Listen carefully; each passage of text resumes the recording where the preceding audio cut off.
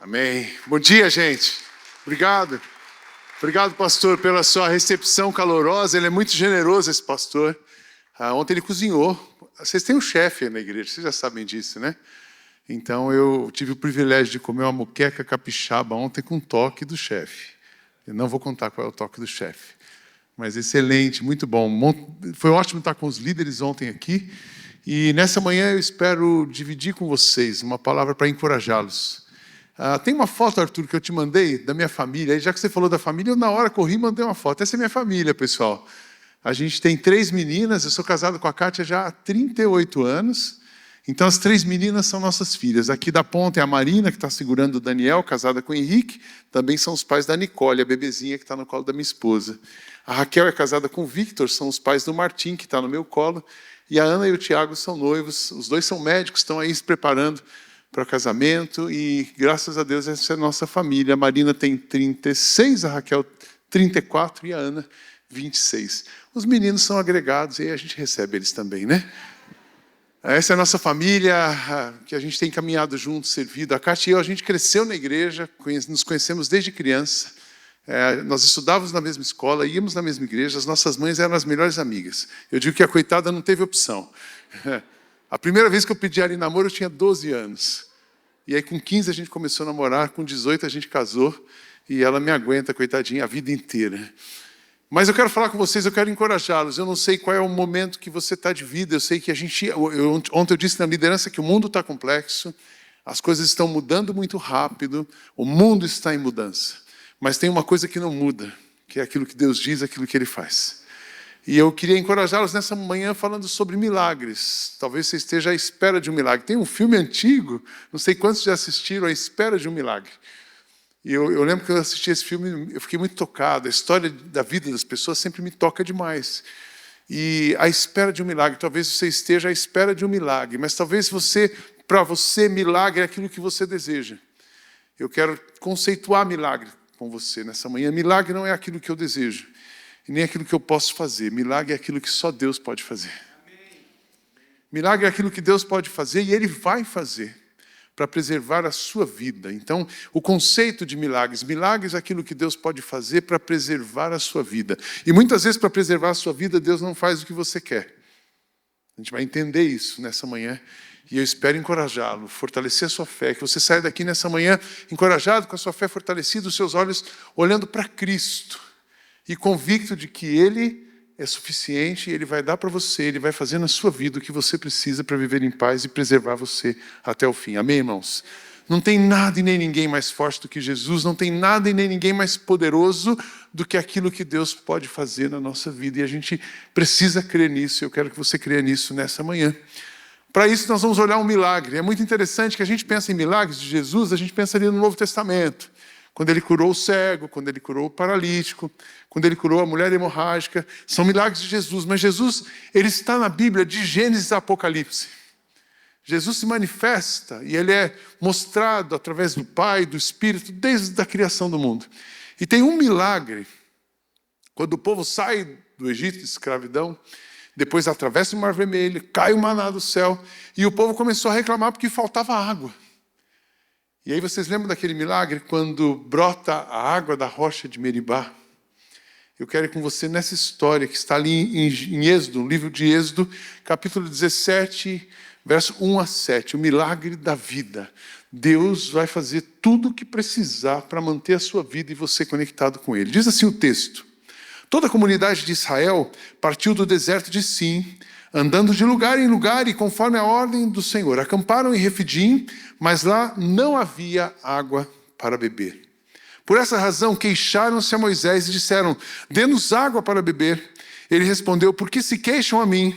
Por que põe o Senhor à prova? O povo, porém, estava com sede naquele momento e queixou-se a Moisés: por que você nos tirou do Egito? Foi para matar de sede a nós, os nossos filhos e aos nossos rebanhos? Então Moisés clamou ao Senhor: que farei com esse povo? Estão a ponto de apedrejar-me. O Senhor respondeu: passe à frente do povo, leve com você algumas das autoridades de Israel, tenha na mão a vara com a qual você feriu o Nilo e vá adiante.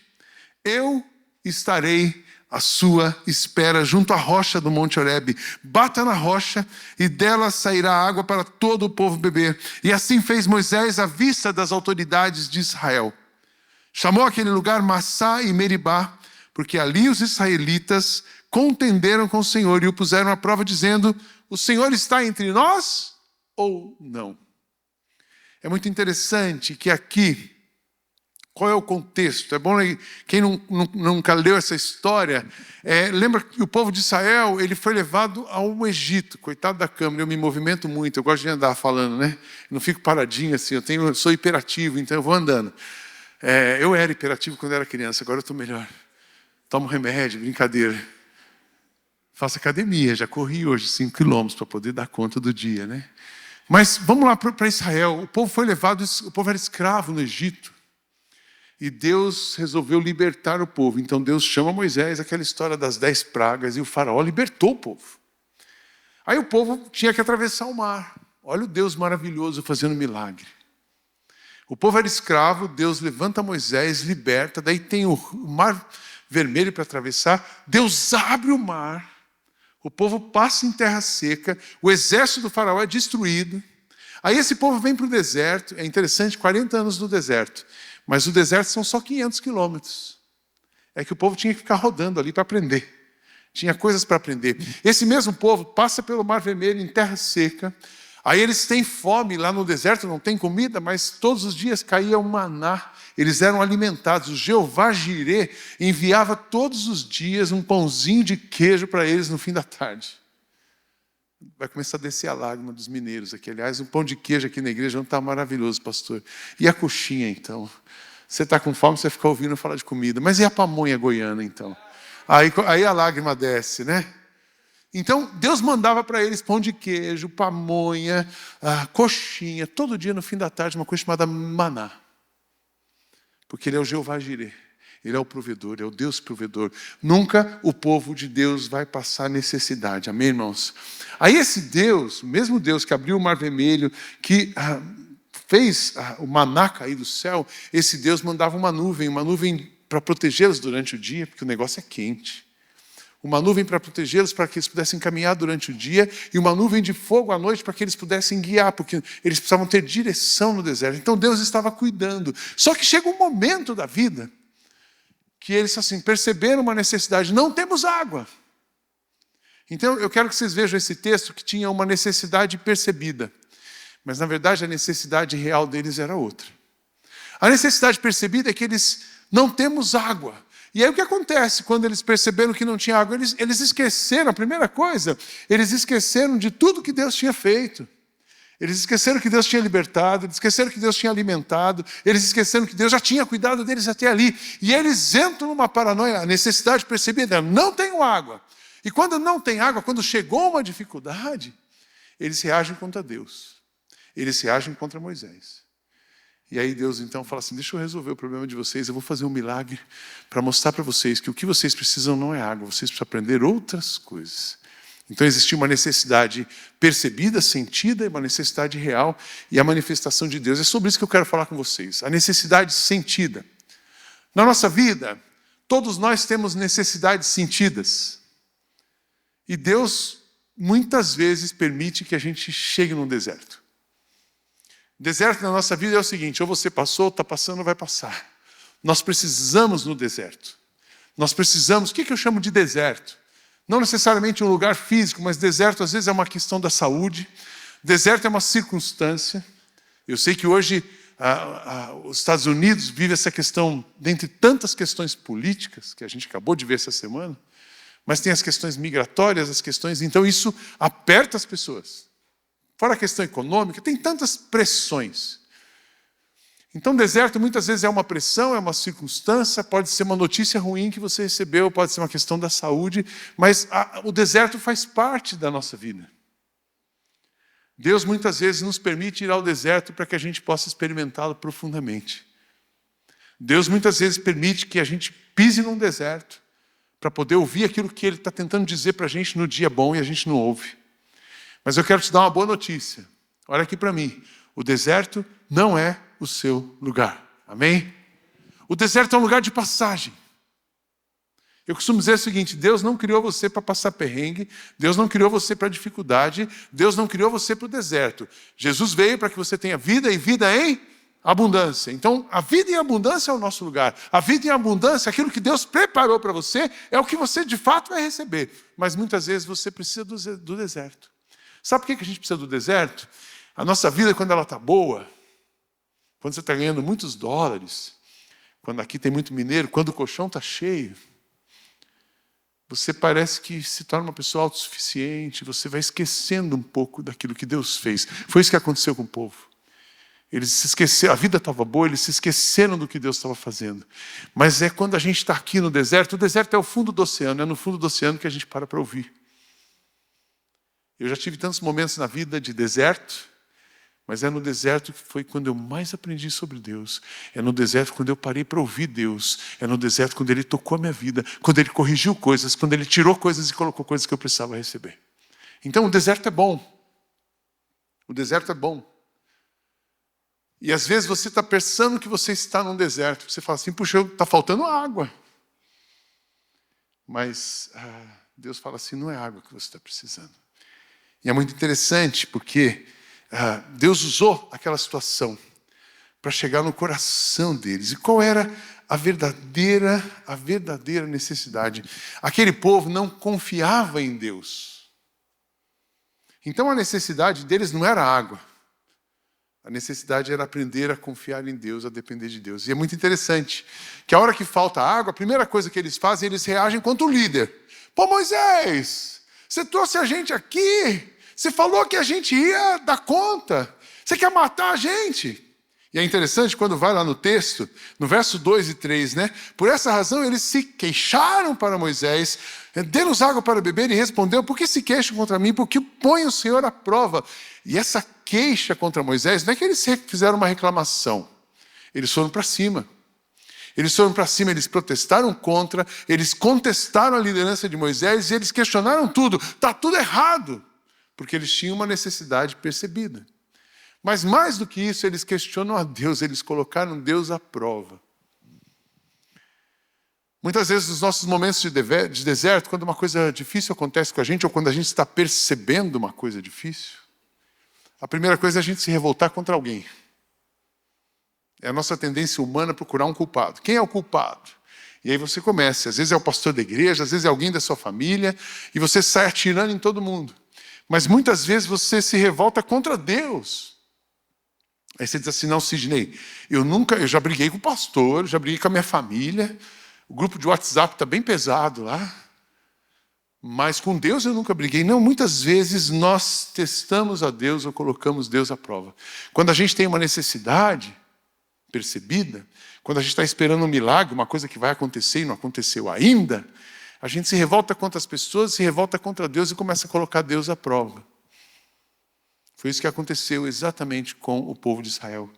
Eles colocaram Deus à prova e testaram Deus. Como é que uma pessoa testa Deus? Como é que eles testaram Deus? Primeira coisa, eles fizeram exigências. Muitas vezes você deve ter testado a Deus fazendo exigências para Deus. E eles falaram assim: Senhor, dê-nos água de beber. E a gente coloca Deus à prova, presta atenção nisso, quando a gente exige que Deus nos devolva alguma coisa. Tem uma cultura evangélica, pastor, que fala que é o ano da restituição. Restitui-me, Senhor. Eu falo que Deus não tem que restituir nada para nós. Deus não é imposto de renda. Sabe por que Ele não tem que restituir? Porque Ele não deve nada para nós. Deus não deve nada para você. Deus não deve nada para mim. Ele nos ama, Ele cuida de nós, Ele é Jeová Jireh, o Deus provedor, Ele é Jeová Rafa, o Deus que cura, mas Ele não é o Deus que paga a dívida, porque Ele não tem dívida. Muito pelo contrário, nós tínhamos uma dívida, mas Ele pagou. A nossa dívida era impagável. Ele levou sobre si as nossas enfermidades, pelas suas feridas nós somos curados. O castigo que nos traz paz estava sobre Ele. Então Ele pagou. Ele já pagou. Então, muitas vezes a gente testa Deus fazendo exigências, mas também a gente testa Deus negando a bondade de Deus. E aí eles começam: por que você tirou a gente do Egito? Foi para matar a gente de sede? Por quê? Vai morrer todo mundo. E muitas vezes nós colocamos Deus à prova questionando a bondade de Deus, e a gente questiona o caráter de Deus, a sua justiça e a sua bondade. Deus se esqueceu de mim.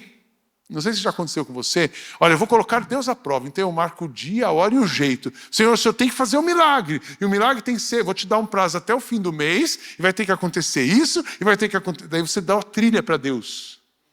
E aí não acontece, você fala assim, estou de mal com Deus. Você já ficou de mal com Deus? Ficou bravo, não quero orar mais. Estou sem vontade de orar. Estou deprimido, a gente fica mesmo, sabe por quê? Porque ainda bem, Deus não age do nosso jeito, Ele não faz as coisas do jeito que eu quero, nem no tempo que eu quero, nem da minha maneira, porque o tempo que eu quero não é o tempo dele, mas o tempo de Deus é perfeito, amém, irmãos? O tempo de Deus é perfeito, a vontade de Deus é perfeita, tudo que Ele faz é perfeito, e nós precisamos nos alinhar à vontade dele. E nós testamos Deus quando a gente não se alinha à vontade dele, muito pelo contrário, nós questionamos a bondade de Deus, se esqueceu de mim. Eu quero te dizer uma coisa nessa manhã, Deus nunca se esqueceu de você, Ele nunca vai esquecer de você. Eu acho lindo aquele texto, mesmo que uma mãe viesse do seu filho se esquecer, eu não me esquecerei de você. É praticamente impossível uma mãe esquecer de um filho, só se ela estiver mentalmente comprometida. A mãe esquece do marido, isso é fácil, mas do filho não. Um dos problemas de casamento é esse, né? Tá tudo bonitinho, casado, tá lindo, maravilhoso. Nasceu a criança, a mulher, só existe o filho. Todo casal passa por isso. Aí nasce a criança e tal, a mulher, depois o marido volta a ter uma importância ali. Mas mesmo que uma mãe, então, porque é impossível uma mãe esquecer de um filho. Mesmo que uma mãe se esquecesse do seu filho, eu não vou me esquecer de você. Então, não precisamos questionar a bondade de Deus, nem questionar o caráter de Deus. Nós precisamos confiar na bondade e no caráter de Deus. Como é que a gente põe Deus à prova, duvidando da presença de Deus? Foi tão interessante que eles, Senhor, se você está aqui ou não, então faz alguma coisa. Está entre nós ou não está? Eles duvidaram que Deus estava com eles. E muitas vezes nós duvidamos que Deus está conosco. O sentimento de abandono, ele é real. Muitas vezes nos sentimos abandonados. Mas isso não é a realidade, porque Deus nunca nos abandona. Deus não abandonou você, Deus não errou, Deus não faz nada errado, Deus não permitiu que você se movimentasse por uma vontade sua. Ele está no controle de todas as coisas. Amém, irmãos? Então, em momentos de dificuldade, nós precisamos botar o pé no chão, colocar o coração no céu, ajustar os nossos olhos, olhar para o lugar certo e esperar o milagre, porque ele vai acontecer. É muito interessante a resposta de Deus. Deus olhou o povo e falou assim, puxa vida, meus filhos de novo, eu trouxe eles do Egito, eu cuidei deles, eu alimentei, eu protegi, agora faltou a água, será que eles não confiam em mim? Mas não tem problema, Deus não é mimizento. Deus não fica nervosinho, nem fica com raiva. O que Deus fez? Qual foi a resposta de Deus para o povo? Deus vai ali no verso 4 e 6. Então Moisés clamou ao Senhor, que farei com este povo? Então estão a ponto de apedrejar-me. E o Senhor respondeu, passe à frente do povo, vai à frente, leve com você algumas autoridades. Pastor, vai à frente, chama o conselho pastoral, chama o board da igreja, pega os líderes e vai à frente. Sabe por quê? Pega as autoridades de Israel, pega aquela vara que você feriu o Nilo. Olha o que Deus diz para Moisés, eu estarei à sua espera junto da rocha no monte Horebe. Sabe como é que Deus faz milagre? Se colocando no lugar da gente. Sabe como é que Deus atua na sua vida? Se colocando no seu lugar. E aí ele foi para a rocha, ele se colocou na frente, bata na rocha, e dela, eu estarei à sua espera junto à rocha do monte Horebe, bata na rocha e dela sairá água para o povo beber. O milagre foi, Deus diz assim, eu vou preservar a vida de vocês e eu me coloco no seu lugar. Pode deixar que eu leve as pancadas. Você não vai precisar levar pancada. Eu levo as pancadas que você tem que levar, porque eu vou proteger você, eu vou cuidar de você, eu vou na sua frente e você não vai precisar sofrer por conta disso. Mas você tem que fazer só uma coisa, confia em mim. Entrega o teu caminho ao Senhor, confia nele e o mais ele fará. Descansa no Senhor, espera nele e ele agirá. O que aconteceu nesse texto, irmãos? É fantástico. É fantástico. Da onde não podia sair água, da onde não podia acontecer nada, Deus se manifesta, Deus vai lá, Deus vai à frente, Deus se coloca naquele lugar, assume a pancada, e aqui é uma analogia, uma tipologia com Jesus. Para mim era o próprio Jesus. Deus vai ali e ele levou sobre si aquela pancada da vara e sai a água daquela rocha. Eu estive nesse lugar, esse lugar é ali na Jordânia, perto de Israel, eles estavam quase chegando lá. E até hoje, pelo menos eles dizem que é lá, até hoje tem essa água saindo de lá. Foi muito engraçado que o nosso guia falou, olha, aqui é o lugar do Meribá, é a água da rocha, está fluindo até hoje. E acontece que tem uns beduínos que vão lá tomar banho, lavar o pé. Ele disse assim, você pode parar ali se vocês quiserem tomar um pouquinho dessa água. Eu falei, Deus me livre. Tomar água que o beduíno está lavando o pé? Não quero não. Eu quero a água da vida, porque eu já tenho uma água da vida fluindo dentro de mim. Então, olha que interessante o movimento de Deus. Quando Deus viu que a humanidade estava perdida, porque o salário do pecado é a morte, porque todos pecaram, todos estão separados da glória de Deus, não tinha jeito para nós. O que ele fez? Ele vem na cruz, se coloca na nossa frente, ele levou sobre si as nossas dores, ele foi açoitado, ele foi morto, ele foi agredido, ele foi ferido, ele colocaram uma coroa de espinhos nele, a maior dor, a morte mais sentida. Mas aquela coroa era para você, era para mim, aquela cruz era para você, era para você, era para você, era para você, era para você, era para você, era para você. E ele vai no nosso lugar, e ele foi ao nosso lugar na cruz, assim como ele foi na rocha, e se colocou naquele lugar, levou a pancada, para quê? Para fazer um milagre. Para fazer brotar água. E ninguém morreu de sede. Assim ele foi à cruz. Nós tínhamos uma dívida impagável, o salário do pecado é a morte. Só tinha um jeito, a gente tem que ir na cruz. Só tem um jeito da gente viver, a gente precisa morrer. Mas ele fala assim, vocês não precisam morrer, eu vou no lugar de vocês, porque Deus amou o mundo de tal maneira que deu o seu Filho unigênito para que todo aquele que nele crê não pereça, mas tenha a vida eterna. Deus vai ao lugar, se oferece em nosso lugar, leva as pancadas, entra na frente, se movimenta, para quê? Para preservar a nossa vida. Deus não é mimizento, Deus não fica com raivinha, Deus não abandona você.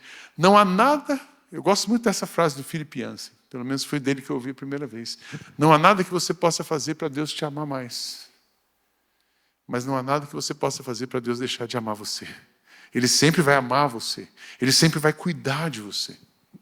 Mas Ele vai cuidar do jeito dEle, no tempo dEle, na hora certa. Eu não sei vocês, eu tenho vários milagres na vida. Assim. A vida de um pastor é um milagre. A vida de uma igreja é um milagre. A nossa igreja, há 16 anos atrás, nós éramos 50 pessoas. Eu saí de uma igreja grande, eu cansei da estrutura, eu cansei de igreja institucional. Eu falei, eu preciso de uma igreja normal, uma igreja de gente crente, uma igreja que Jesus seja o dono da igreja. Então eu saí de uma igreja grande, e falei, eu vou começar essa igreja. Chamei a minha esposa, tinha algumas pessoas que estavam junto. Eu disse, gente, é a minha última tentativa de ser pastor. Se não der certo, eu vou abrir um restaurante. E a gente era a igreja da borracharia. Embaixo era uma loja de pneus e a gente estava em cima. Pessoal, pensa num lugar ruinzinho. Aceita Jesus e ganha um alinhamento. A igreja da borracharia. E eu disse, Deus, o Senhor precisa fazer um milagre. E não somos nós. Ser para cima de uma borracharia, sem dinheiro, com 50 pessoas, esperar que uma igreja vai acontecer, só milagre de Deus. Mas milagre é uma coisa que só Deus pode fazer. Não é o que você pode fazer. Então Deus fez milagre. Essa igreja é um milagre, Manuel. A igreja é um milagre, a vida é um milagre. Por 2 vezes eu já tive questão de saúde. Em 2013, eu cuidei da igreja e não cuidei de mim. Eu engordei, eu estava enorme. Eu pesava 52 quilos a mais do que agora. E aí eu tive uma trombose mesentérica. Quem é da área da saúde aqui sabe o que significa uma trombose mesentérica. A mesentérica é uma artéria que irriga todo o aparelho digestivo. E eu estava muito gordo, a gordura pressionou a artéria e ela trombosou. E eu descobri que depois eu tinha uma questão genética. Mas eu fiquei 60 dias afastado, 15 no hospital e 45 em casa.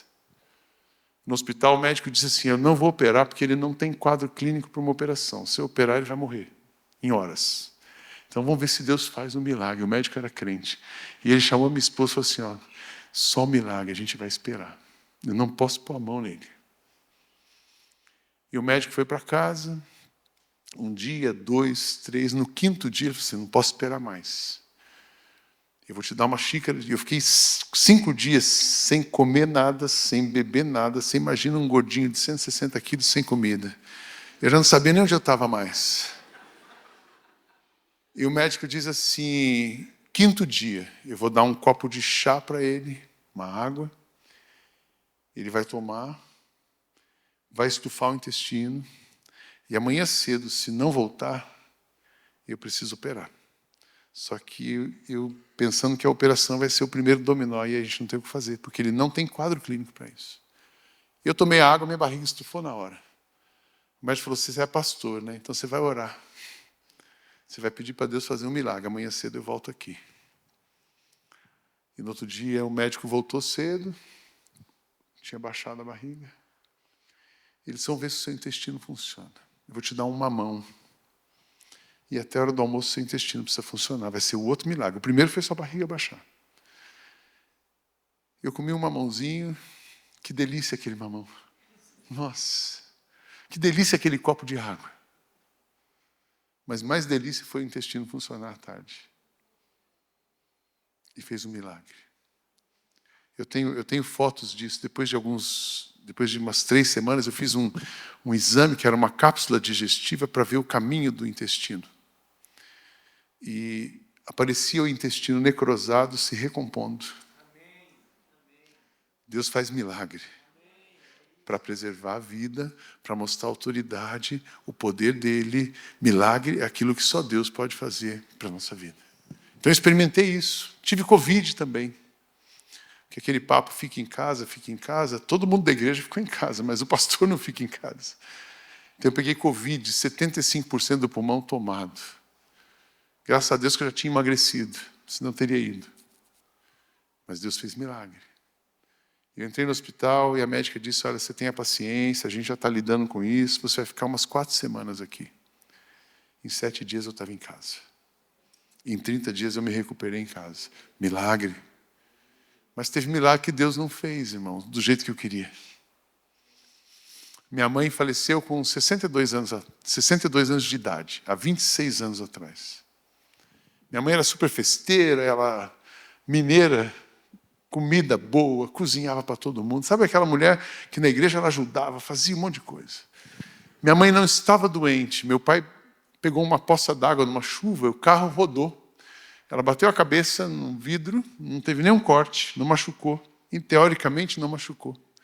Mas ela teve um coágulo. E, quando ela menos esperava, esse coágulo andou, ela teve uma embolia pulmonar e morreu de repente.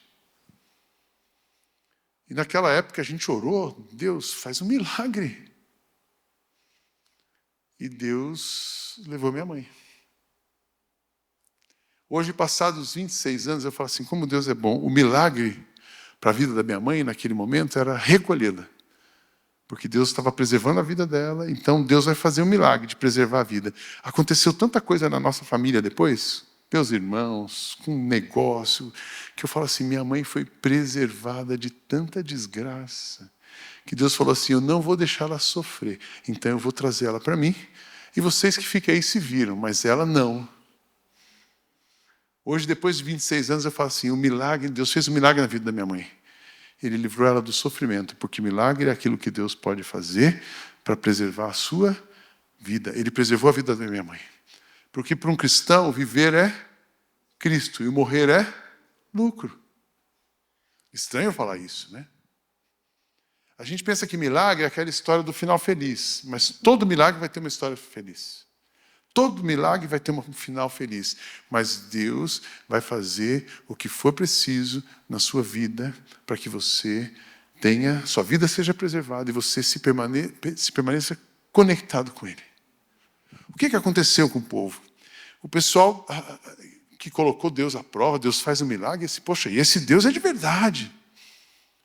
E aí o povo se reconecta com Deus e continua a história e o movimento de Deus avança. Mas eu quero te dizer nessa manhã, irmãos, não se preocupe com o dia de amanhã. Não se preocupe com a falta de água. Se preocupe em manter-se conectado com Deus. Amém? Quem está conectado com Deus tem água. Quem está conectado com Deus vai ter porta aberta. Eu não sei qual a porta que você está esperando abrir, mas eu quero dizer uma coisa para você em nome de Jesus. As portas que Deus separou para você passar, elas vão se abrir. Eu falo na igreja assim, pessoal, como é que foi a IBM? Senhora, só tem uma coisa que eu não faço, eu não chuto a porta. Eu só passo em porta que Deus abre. Então comece a buscar Deus, quais são as portas que o Senhor tem para mim, para Deus abrir as portas para você, para Deus fazer o que Ele tem que fazer, para preservar a sua vida, para preservar a sua história, mas acima de tudo, preservar o seu coração. O que você não pode perder? Você não pode perder o seu coração, você não pode perder a sua conexão com Deus, você não pode perder a direção de Deus na sua vida. Não é todo quem abre mão do que não pode reter para ganhar aquilo que não pode perder. O que você não pode perder? Você não pode perder a conexão com Deus, a direção com Deus, a presença dEle, a paz do Espírito, aquilo que só Ele pode fazer. A nossa tendência, a sua tendência e a minha é começar a ficar bravo com Deus. Primeiro você vai ficar bravo com Trump. Não tem que não esteja. Mas é melhor o Trump do que outros. Depois você vai ficar bravo com alguém que não te ajudou.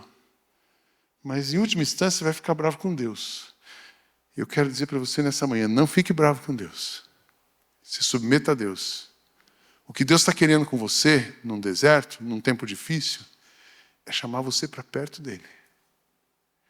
Para que você possa experimentá-lo de uma maneira como você nunca experimentou. Nem olhos viram, nem ouvidos ouviram, nem jamais penetrou no coração do homem aquilo que Deus preparou para aqueles que o amam. O salmista, ele diz, a minha alma, e aí nós temos que chegar nesse nível. A minha alma descansa somente em Deus. Dele vem a minha salvação. Somente Ele é a rocha que me salva. Ele é a minha torre segura. Jamais serei abalado. Eu não sei, eu quero bagunçar um pouco o seu script aí. Cadê a banda? Ela está aqui atrás? Ela está do lado? Ela pode subir, então. Sabe por quê? Porque eu queria fazer um desafio para você nessa manhã. Eu queria fazer um desafio para você nessa manhã. Talvez você esteja como o povo de Israel. Você está nervoso, você está desiludido, você está desanimado. Eu queria que a gente repetisse aquela música. Tu és Deus, quem sou eu? Essa mesmo. Deus olhou para a gente, Deus já fez tanta coisa na sua vida. Vocês estão aqui. Olha para trás. Olha para trás. Quanto Deus já fez. Quantas bênçãos e as de ver surpresa. Quanto Deus já fez. Deus criou você. Você deve ter uma história de vida que ninguém tem vida fácil. Você tem uma história de vida. Deus cria você. Deus preserva você. Deus traz você para cá, porque se Ele não tivesse trazido, você não tinha vindo. Não é interessante isso? Imagina sair de Piracanjuba para morar em Boston. Só Jesus. Só Jesus. Sair de São José dos Campos para vir aqui no fim de semana. Só Jesus. Eu não sei de onde você é, mas eu sei o seguinte, você só chegou aqui porque Ele trouxe. Então olha para trás, Deus criou você, Deus botou numa família, Deus trouxe você para cá, Deus está permitindo você criar seus filhos. E é tão lindo ver essa moçada falando um inglês perfect, eles falam português com sotaque, é maravilhoso. Tem uma segunda geração, mas Deus não trouxe você aqui para ganhar dinheiro, Deus não trouxe você para o sonho americano, Deus trouxe você para a missão no mundo. Coloca você numa igreja que é uma igreja para o mundo. Graças a Deus, pastor, a sua igreja não é para esse lugar. A sua igreja é para o mundo a partir desse lugar. Deus pôs você aqui, só que agora tem a sede. E aí você esquece de Deus. Eu queria nessa manhã convidar vocês a uma rendição completa a Deus. Nessa manhã levantar a sua voz, a gente já cantou sobre isso. Era Deus, Deus, mas o Deus que olhou para você, o Deus que viu o valor em você, o Deus que não te desprezou, o Deus que cuidou de você até agora, o Deus que tem alimentado você, o Deus que tem mandado colunas de fogo para te guiar à noite, tem mandado uma nuvem para te proteger durante o dia. Esse é o Deus que vai continuar fazendo aquilo que precisa ser feito. O Deus que foi na cruz, pagou uma conta impagável. Foi esse Deus mandando Jesus ali, sofrendo as nossas dores, levando açoites no meu lugar, no seu lugar. Esse Deus vai continuar no meu lugar, no seu lugar, fazendo o que precisa ser feito para preservar a sua vida, para preservar a sua história, para manifestar graça na sua história. Por isso, essa manhã eu queria convidar você dizer para Deus assim: Deus, eu quero olhar para frente. Eu quero olhar para trás com gratidão, mas eu quero olhar para frente com esperança. Existe uma coisa chamada graça de Deus, e a graça de Deus faz você olhar para trás e agradecer, e faz você olhar para frente e ter esperança. Faz você levantar todos os dias com fé. Sabe o que significa fé?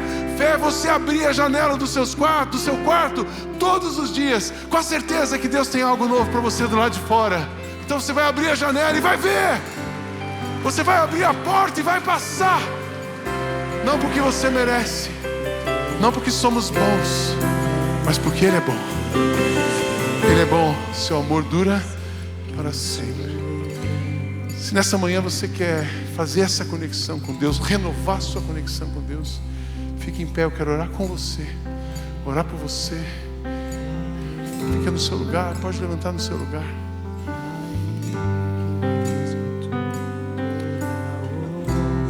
E essa é a oração. Nós estamos aqui, a gente se apresenta para que Ele seja honrado.